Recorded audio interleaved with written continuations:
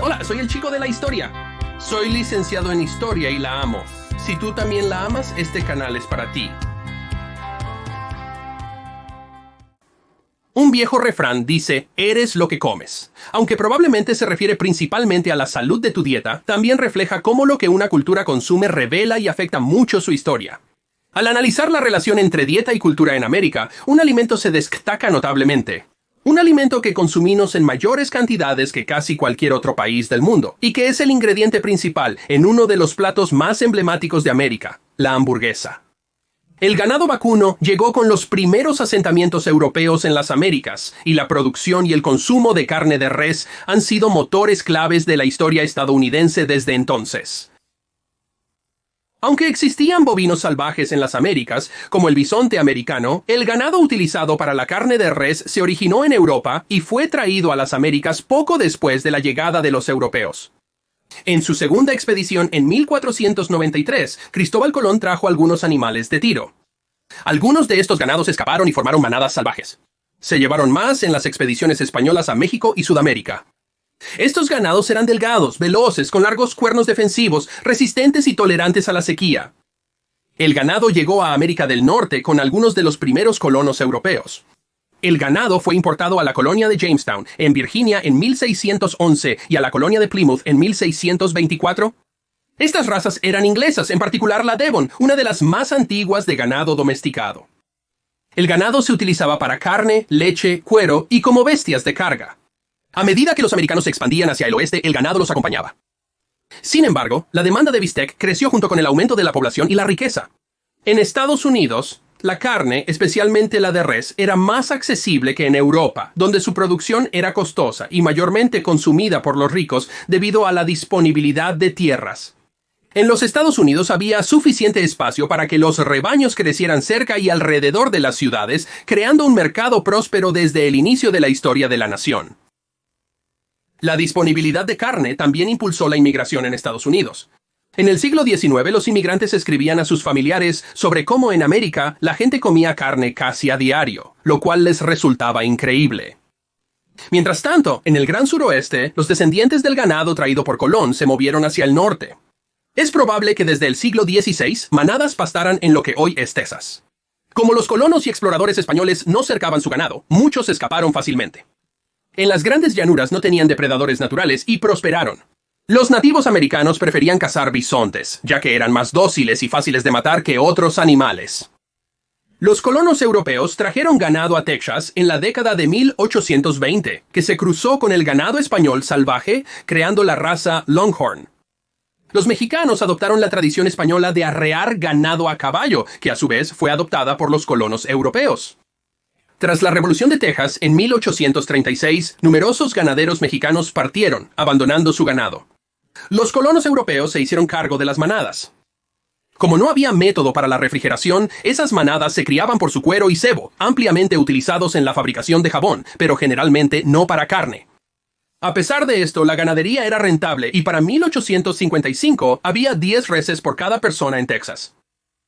Pero la Guerra Civil estadounidense transformó la industria cárnica del país. En el pasado, en Estados Unidos, la carne de res provenía de un carnicero local que deshuesaba carne fresca. Aunque las plantas de empaque en los Estados Unidos habían estado produciendo carne enlatada en salmuera desde el siglo XVII, la demanda no era alta debido a la disponibilidad de carne fresca.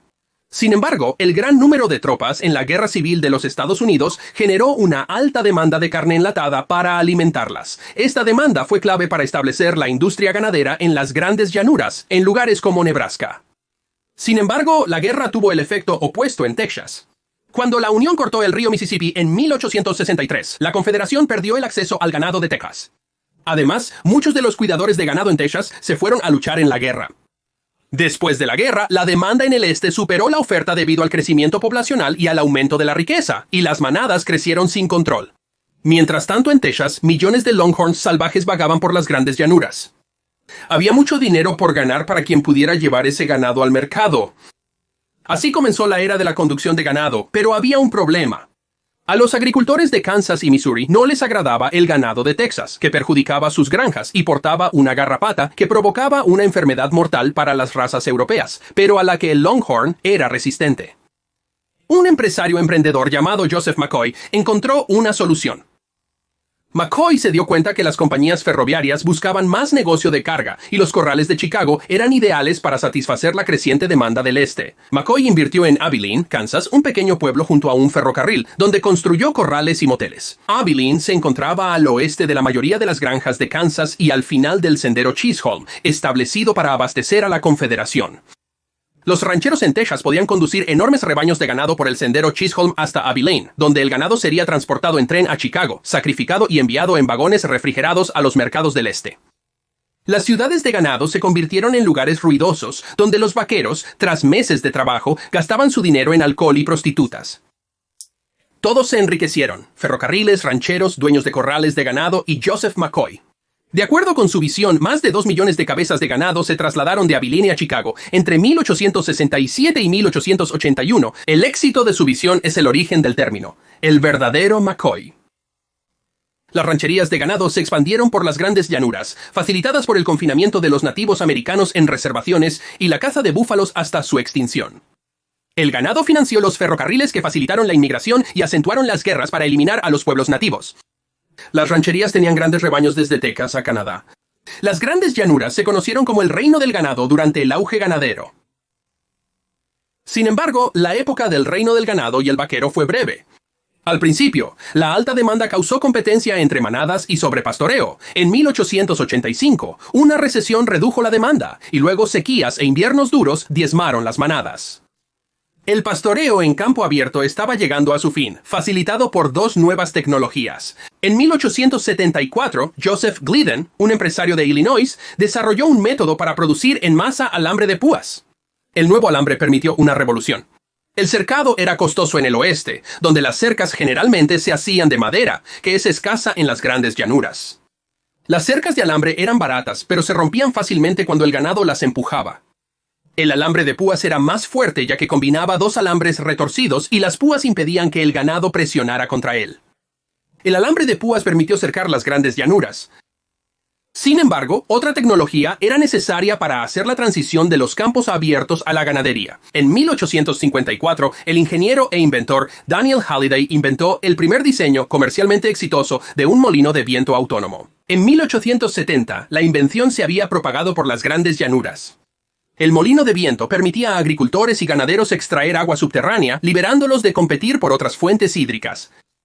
Una disertación universitaria en 1895 concluyó que sin ellos debemos emigrar, con ellos podemos regar, refiriéndose a los molinos.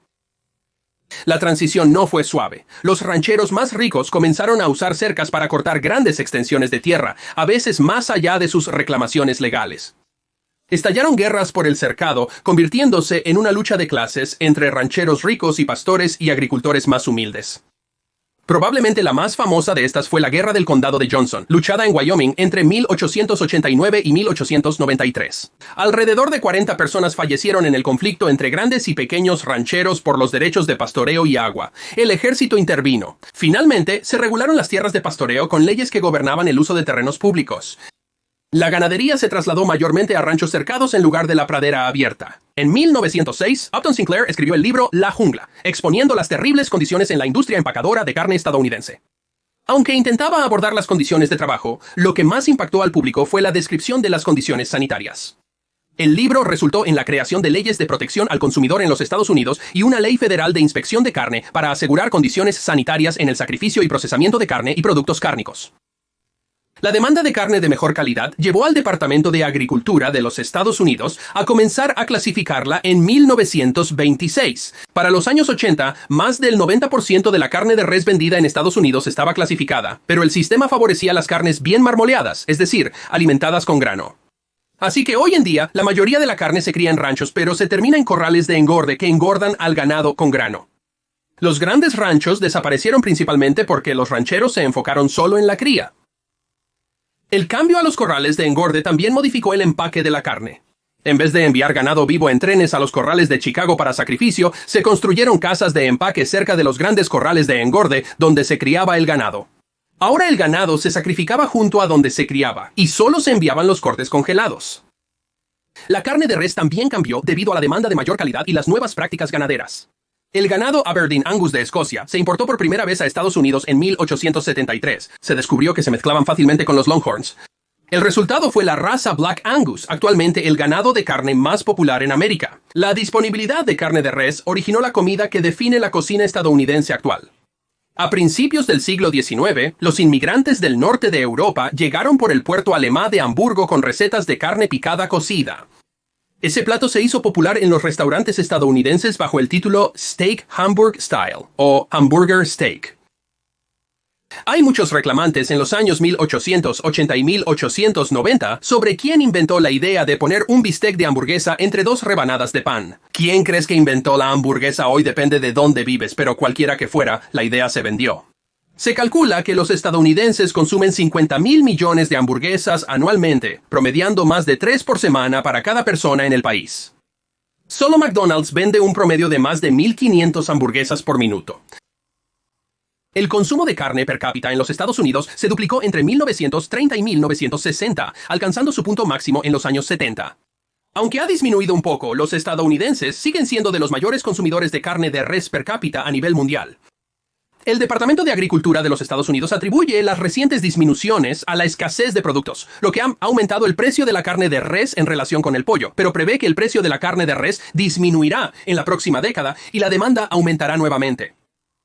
No obstante, hay señales claras de que la cultura ha cambiado y el consumo por persona nunca llegará a los niveles de los años 70.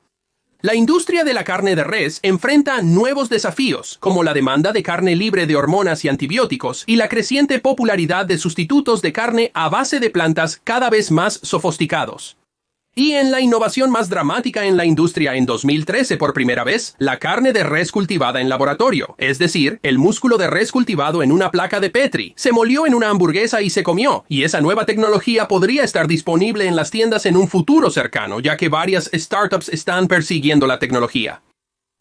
La producción y consumo de carne de res ha sido un gran motor de la historia estadounidense, ya que la economía y la cultura siempre impulsan la historia, pero el impacto de la industria de la carne de res en la historia de Estados Unidos realmente demuestra este refrán. Realmente somos lo que comemos. Soy el chico de la historia. Espero que hayas disfrutado este episodio de 5 minutos de historia, con fragmentos breves de historia olvidada. Y si te gustó, por favor haz clic en ese botón de pulgar hacia arriba que está allí a tu izquierda. Si tienes preguntas o comentarios, escríbelos en la sección de comentarios. Con gusto responderé. Si deseas 5 minutos más de historia olvidada, solo suscríbete.